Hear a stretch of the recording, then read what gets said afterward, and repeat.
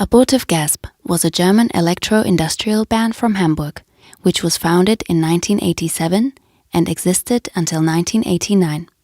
Harry Luehr, instruments, Tim Paal, vocals, and various guest musicians were based in the independent music scene. Their style got noticed due to the high degree of improvisation, which was untypical for electronic music at that time. The young men were controversial because of their unpolitical attitude. You better watch out! When young men, unspoiled from previous musical knowledge, try to make new kinds of music, stunning and disturbing results are to be expected in the most cases. It is exactly the same with Abortive Gasp. They confront the audience with hard-to-digest, but always danceable electro-industrial experiments, as well as with persiflage and front to future ministry. Often the irony is clearly perceptible in their music, only to question itself again in the next moment. Unsteady, unstable, anarchic.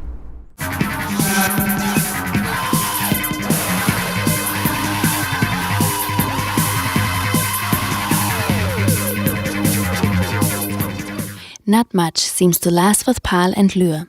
They can neither decide whether they want to be part of the darkwave movement, nor whether they are indeed the right partners for a solid musical collaboration. Besides Girls Under Glass, Abortive Gasp are also considered a Hamburg Bunker Band, meaning a group active around the Schanzenviertel, playing their music in clubs like the Kier or the Stairway in close proximity of the massive bunker. That press labeling seems somewhat militaristic, but underlines the image that these groups, unlike today, oppose the zeitgeist and the mainstream of society.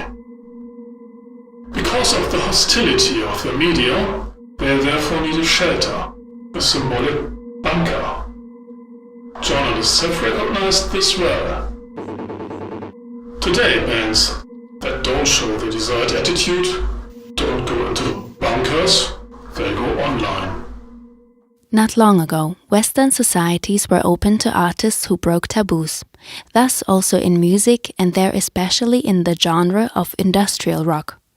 The approaches of rebellious nonconformists like Marilyn Manson, Antichrist Superstar, or Skinny Puppy, Inquisition, were frequently even credited with having a subversively modernizing effect on society.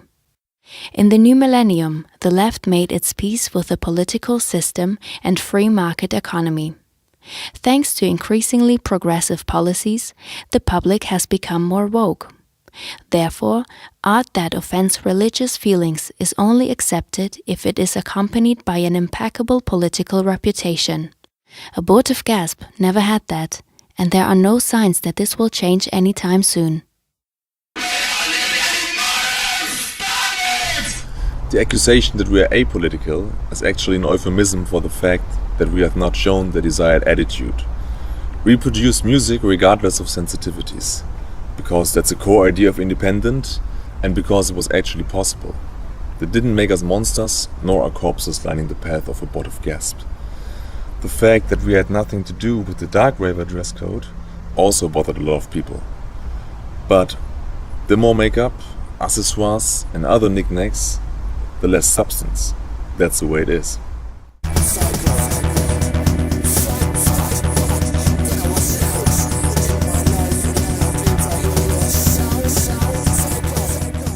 The name of the band always causes discussions. Abortive Gasp seems antinatalistic, as a call not to have children for ethical reasons. An obvious challenge for members of traditional cultural groups with a large number of kids, even if the band has never made an explicit statement about pro or against abortion. But provocations like these make access to the Gothic and darkwave scene almost impossible for refugees or Muslims, for example. If cultural politics shows no indication of trying to find a solution, the suspicion remains that the scene is actually a closed Christian society with an upside-down cross of St. Peter. With regard to Luehr and Paal, the question arises, does a band's name tell us what its members are like? It's often true. A name says it all. The provocative description abortive gasp happened to be a vague anticipation of the direction our lives would later take, well after the inevitable breakup. To cut it short, this fathering and raising of children thing wasn't desirable for any of us. In the past, this would have been an evidence of human failure or a deplorable outcast status for sure. Today, hedonistic lifestyles are no longer considered decadent, but are socially accepted. One may compensate, yes, not aborted, but still missing offspring with carrier, domestic animals, or promiscuity. That was the case for us, and it becomes typical for the dark scene too. Hence, our name had something really path-breaking.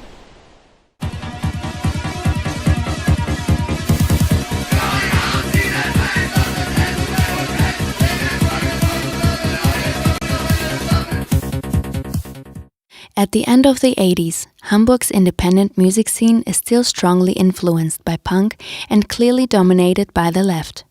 That's why Abortive Gasp, who do not show the expected progressive attitude in their music and at gigs, receive barely any backing from important players such as label owner Uli Rehberg or music journalist Alf Hilfsberg.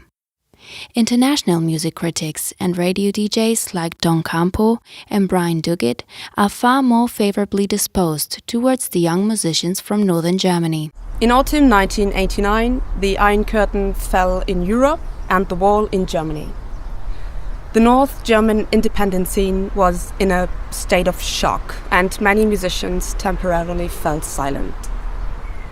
It had been apparent for some time that punk as a youth culture and a model of life as it had emerged in London a decade before was gradually fading away.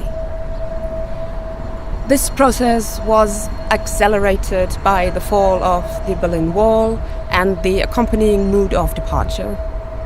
The offsprings of the post-punk scene, which had just entered puberty, the EBM and dark wave movement around bands like Agrom and Nightsa App clearly set themselves apart from their parents.